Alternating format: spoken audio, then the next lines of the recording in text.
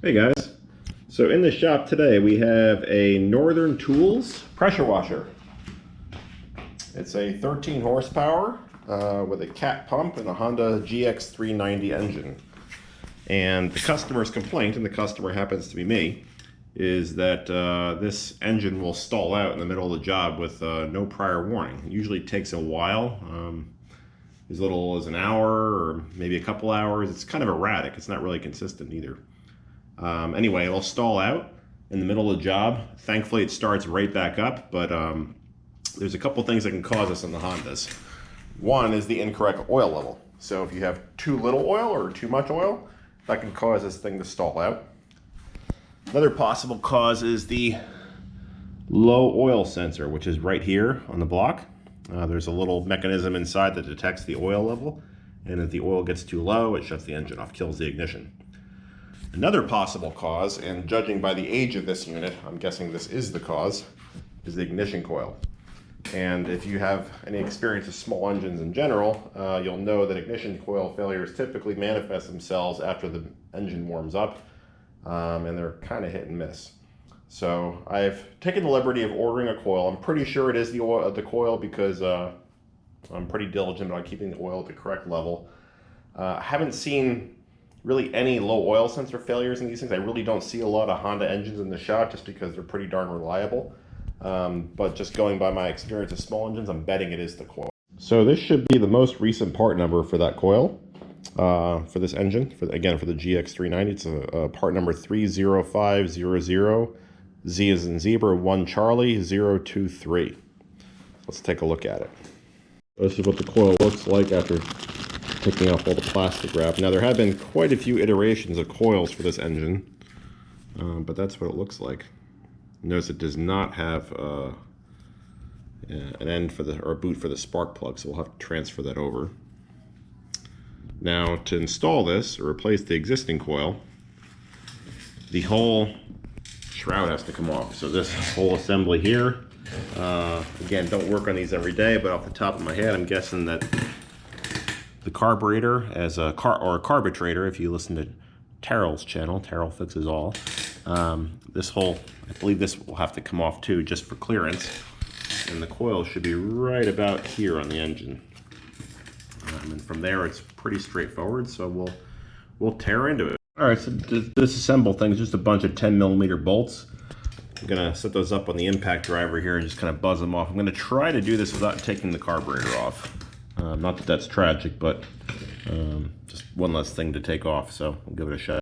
Okay, got all 5 bolts off. This fan assembly is loose. Let's see if we can wiggle it out and not make a mess.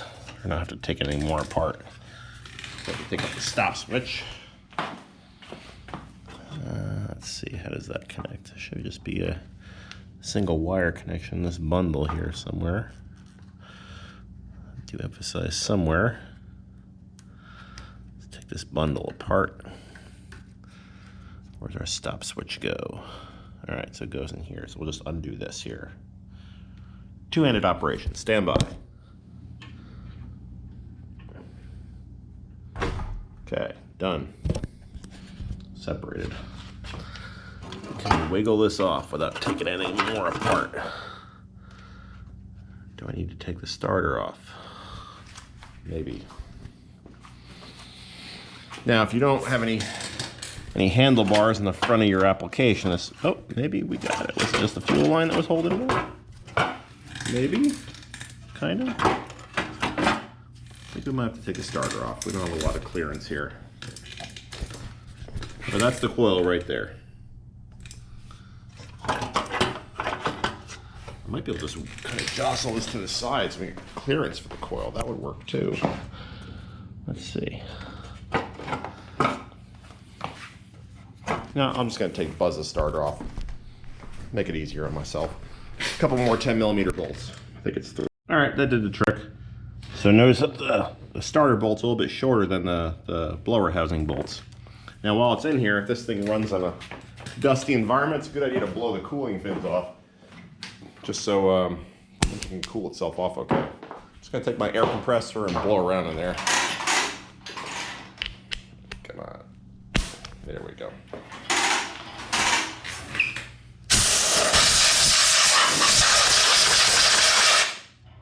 not so bad.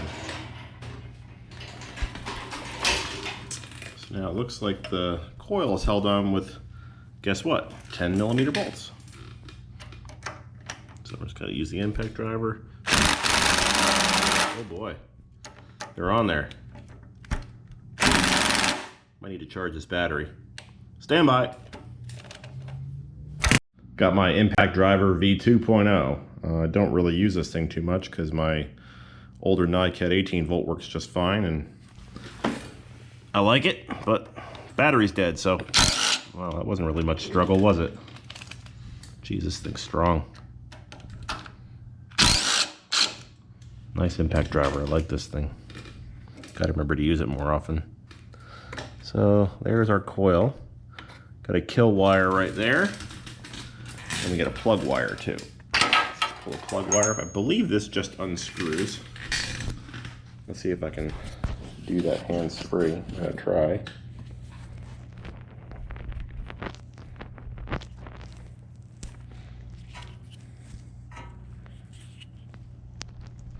Geez, how could that possibly unscrew? Not sure. Again, reminder, I don't do this that often. Alright, so it does kind of seem like it unscrews. Hopefully. Yep, that's it. I'm going to clean out inside there just to make sure we don't have any electrical conductivity issues. Now the coil should be free. Although, if I had to do this repair again, I think I might order a new boot too, just to be on the safe side. So you gotta disconnect your kill wire down here. Let's just pull off that wire out of that clip. We got a spade connector here that we gotta undo. Let's pull the wire out first. There we go.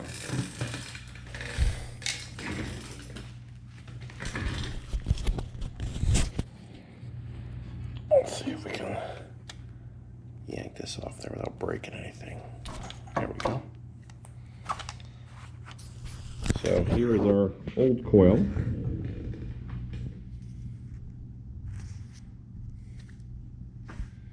And it doesn't look tragic, and again, it was kind of an intermittent failure.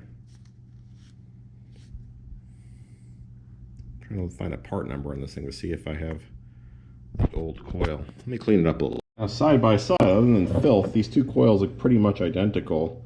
There's a number that's kind of etched into that plastic there, stamped into that plastic. I don't know if you guys can read that. That number is different.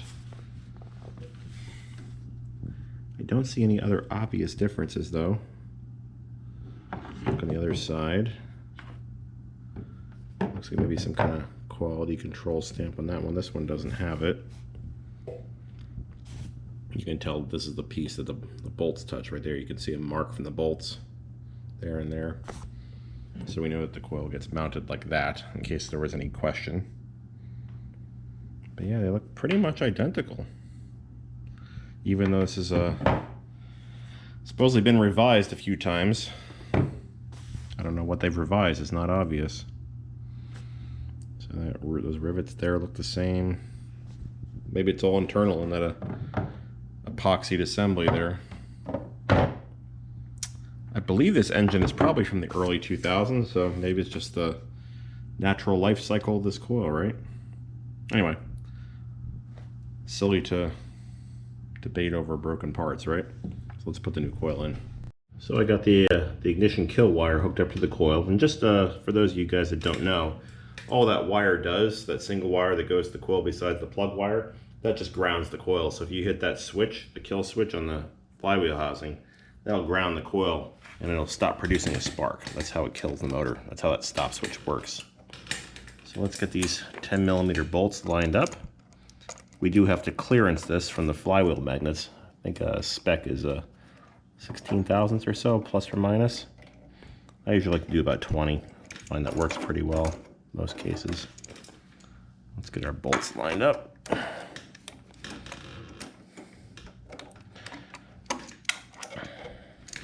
Let's see.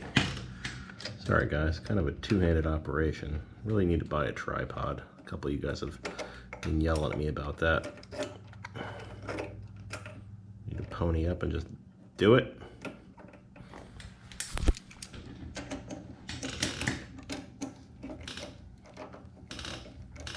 So just get these bolts hand tighter so don't cross thread them. And then you can clearance it later. Now, just for giggles, to make sure there wasn't a problem with this boot, I measured the resistance between that terminal there and that terminal there with my meter, and I got about 9.6 kiloohms. I did not see a specification for that in the service manual, but I didn't get open circuit. Hopefully that's good enough. And most of the units in the service manual are measured in kiloohms, so I'm going to kind of make an assumption that that's okay. Most of the valid ranges are between 6 and 10 kiloohms, so we're on the high end of that, but this problem persists. I might try replacing this boot, or cap as they call it in the manual. So it should just simply screw back on. Let's give it a try. Put this on first, this strain relief. Don't know why they just don't include this boot with the coil or cap. Seems kind of silly, but whatever. I don't make the rules.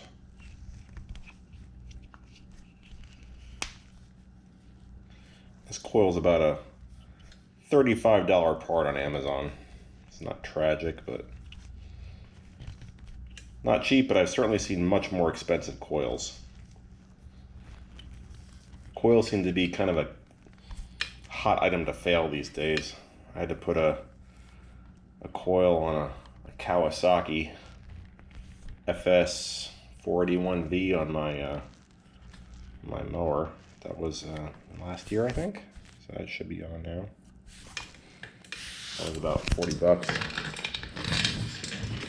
All right, anyway, I'm babbling. Now we have to get some feeler gauges and measure the air gap on the coil. We have to find the magnets on the flywheel, which should be right there. You saw the coil get drawn in. So we want to get between 10 and 20 thousandths. So let me get my feeler gauges. All right, so I got my feeler gauges. I'm going to shoot for about 18 thousandths. And what I usually like to do is I like to snug up the bolts ever so slightly. Do one side and then move on to the other. Now, if you do this every day, they do make feeler gauges that will that are much longer than this one, that will span both poles of the coil. This one will just do one. So you kind of have to do them one at a time and make sure you don't mess it up. But again, if you're doing this every day, I would recommend getting one of those ones that'll fit. They're about, maybe 8-10 inches long. There's not a lot of clearance in this motor to get this job done without taking the fuel tank and a bunch of other stuff off. So I got my 18 thousandths feeler gauge between that bottom leg of the coil and the flywheel magnet. So just snug this bolt up. Again, it's a 10 millimeter. Not too tight, because we got to be able to rotate. And let's see if we can get this. Maybe a light, I can't see anything. Shine some light on the subject. There we go. So I got my feeler gauge right there. I'm gonna snug this bolt up. I'm gonna push the coil in first to make sure we're right on there. Okay. Got that sort of tight. Let's check the bottom one again. Make sure we're on there. And with these short gauges, it's kind of an iterative process. I'll loosen this one up a little bit. I think it's a little.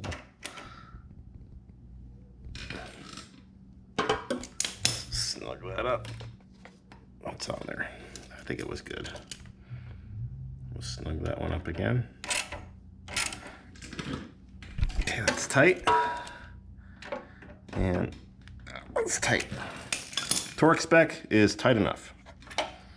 Now I just like to rotate it by hand and make sure I don't hear any metal on metal contact, and I don't. I just hear the motor. That sounds perfect. So I think that's clearance properly. Now we just got to put everything back together. It's also important to get the coil wire back in these little dimples in this plate, otherwise so it doesn't interfere with the carburetor linkage. And it looks like they may have pinched that there, so I'll yank that back off a little bit. It turns out it did have it pinched a little bit, which is one of the reasons why I like to put these cover bolts on hand tight before I buzz anything in. So I fixed that problem. Gonna put this fuel line back in its clip right there. So we're good there. And now we just gotta tighten all these bolts. So we got one here. I won't bore you guys with all of them, but that's what it looks like to tighten a bolt. Really exciting, I know. And like I said, there's 5 of them. I'm gonna get all these buzzed in. Gotta put the starter back on. So, yeah, more of the same. Okay, got that cover buzzed back in with the impact on very lightly. That gun is really strong. If anybody's looking for one of these things, there's a DCF 887 with a 5 amp hour battery, 20 volt. Nice gun, nice light. So yeah, if you're in the market, highly recommend it. So now we're gonna put these 3 bolts back on the starter and put the starter back on the system. And I seem to have misplaced a bolt somewhere. Oh, here it is, right here. So yeah, put the starter back on just how it came off. So you gotta there, there, and there. Okay, I got the starter going back on. I don't need this light anymore. It's probably driving you guys crazy. Just gotta snug that up with a handheld ratchet. Don't really need an impact gun for that one, nor do I on the others. So snug that, snug that, and snug that one. You guys may be wondering, why doesn't that starter have the GX390 label on it? Well, this is a replacement starter. This pressure washer, I don't know if I told you guys this in a prior video, but this thing was trash picked. This is probably if I had to guess, probably a $1,200, $1,500 pressure washer. It was at the curb in the Bahamas. My father-in-law was kind enough to grab it for me because he can see value when he sees it, recognize value when he sees it. It's had a bit of a rough life, but really all it needed was one of these guys, a bypass valve. So what was happening was the engine was running, but the pump wasn't generating any pressure. It's a pretty high-end pump for those of you guys that know pressure washers, the CAT 66DX35G1i, and this is a pretty industrial-grade pump. So regardless, years ago, before I had this YouTube channel, I took the pump apart, I rebuilt it, put new seals, new valves in it. Took off the chemical injector because I thought, in my opinion, that was restricting flow. Put this general pump strainer on there, and ran great. I tuned up the motor. Again, the motor was never an issue. The Hondas rarely are. It's ran perfectly ever since we had this issue with it stalling. So, got the cover back, got the starter back on, the cover, the coil. Those of you who are pretty astute notice I disconnected the breather just for access. I'm going to hook that back up before someone complains. Might check the condition of the plug. It's been a while. I don't think it needs a plug, but I'm sure you guys will say, hey, you're in there anyway. Why don't you check the plug? So let's check the plug. All right, moment of truth. Let's take that plug out. Wasn't that tight? Shame on me. I believe these are from the factory NGK BPR 5ES. A lot of the other small engines, like the Kawasaki's, are typically a BPR 4ES. Worked on a lot of Kawasaki's, and again, not too many Hondas, few Kohlers. Kohlers generally use a Champion plug. I think it's an RC14YC, if memory serves. Don't hold me to that. Oh yeah, this wasn't tight enough, was it? Outside this plug was a little cooked. Look at that. But plug itself looks darn near perfect for a carbureted engine. Couldn't ask for much better, but yeah, it's a little sooty here. We'll clean that up. Oh, this is actually the wrong plug, BPR 6ES. I could have sworn these things were a 5ES. Let me double check that. Okay, so it turns out, according to the owner's manual, a BPR 6ES is the right plug for this engine. Interestingly, a number of online resources tell you that the BPR 5ES is the right plug. So, but again, I'm going to go by the Honda owner's manual. I thought it should be good enough. So we're going to check the gap on this plug. It should be between 28 and 31 thousandths. So we'll go and do that. So I took my feeler gauge, I took a 32 thousandths and slipped it in between the gap and it fit just fine. So our gap is a little bit too wide. I'm gonna take a 30 thousandths right there. If you don't have a set of feeler gauges, you can grab these on Amazon, probably for $5 or $10 or so. This is an old Craftsman set that I have. So I'm gonna take this 30 thousandths. I think it's kind of easier to put this in a vise. I'll show you, jig it up for you. So what I like to do is I'll put the correct size feeler gauge in there. Got my trusty Tecton brass mallet and just kind of like that. Doesn't take much to bend it. Needs a little bit more though.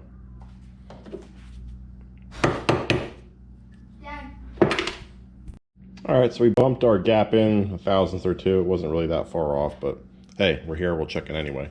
What I also like to do is I like to put some anti-seize in the threads. So stuff I like to use is this Permatex. Really good stuff. You pick this up on Amazon too. So we got our anti-seize in the plug, and oh, here's our new dog, Buddy. He's a real sweetheart. He's a good boy. He's about a year old. I did a video of him when we got him early February. But he's fitting in quite nicely. He likes having me home, working from home for COVID-19. Likes to hang out in the garage, and he's a nice garage dog. Right, Buddy? Anyway, so just like to also add that spark plugs are probably one of the most over-replaced things in the planet. They very, very rarely go bad. I'm sure a lot of you will disagree with me, but I've never, ever replaced a spark plug in my 15 years doing this that was physically bad, as in it wouldn't spark, or, I mean, I've seen some that are cracked or it's physically damaged, but never one, I had to close the gap on some of them, but never one that was physically bad. So just keep that in mind. They're not that expensive, but don't replace parts that aren't broken. It's silly. It's a waste of money, and you could potentially introduce new problems. What if your new part is bad, right? So anyway, we'll put this back in. Tightening that up. This is a really old SK spark plug socket. I think my dad handed it down for me. God rest his soul. I think his dad probably gave it to him too.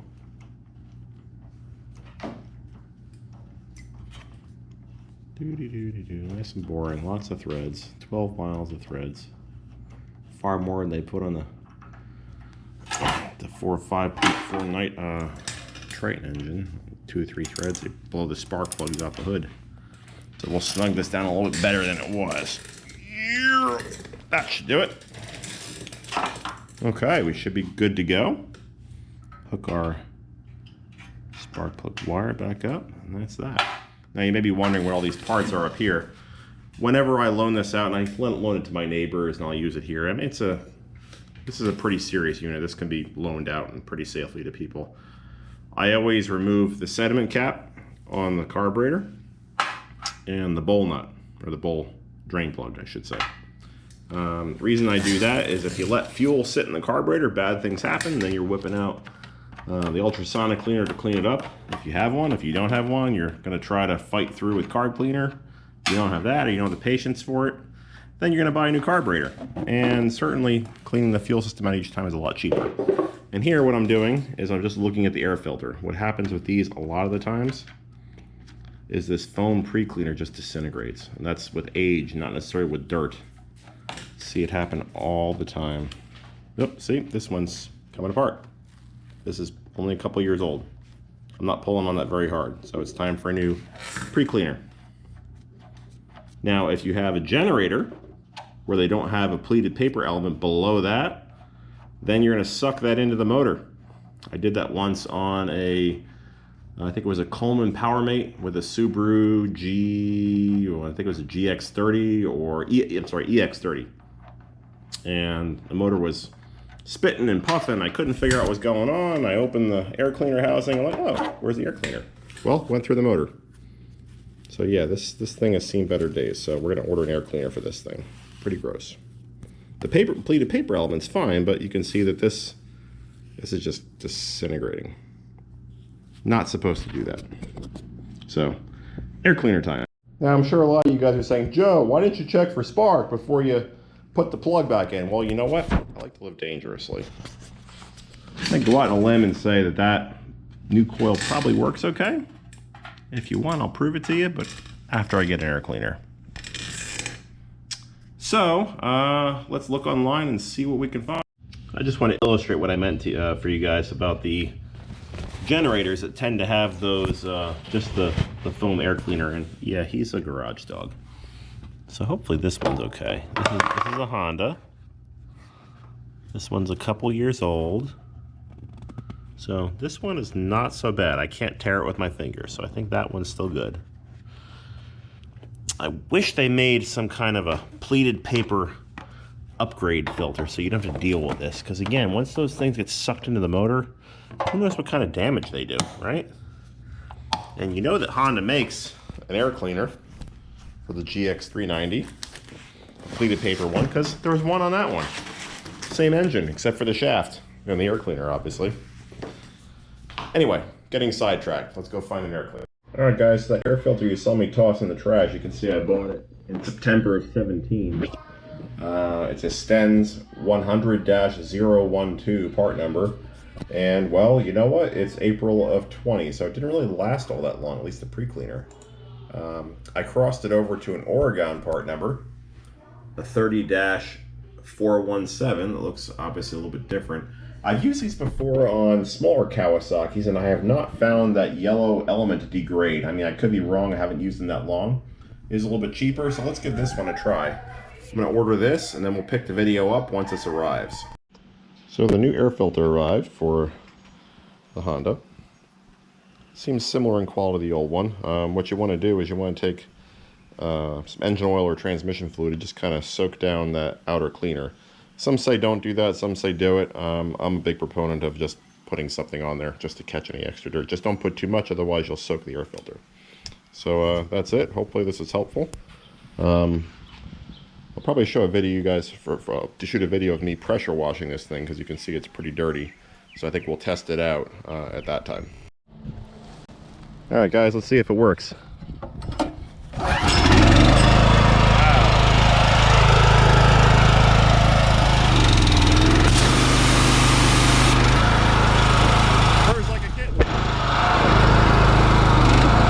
Hope you guys found that short little clip on the GX390 ignition coil helpful. If you like this channel, you want to see more content like this, subscribe. If you don't like it, tell me what you want to see. Subscribe anyway, please. Have a good one. Stay safe.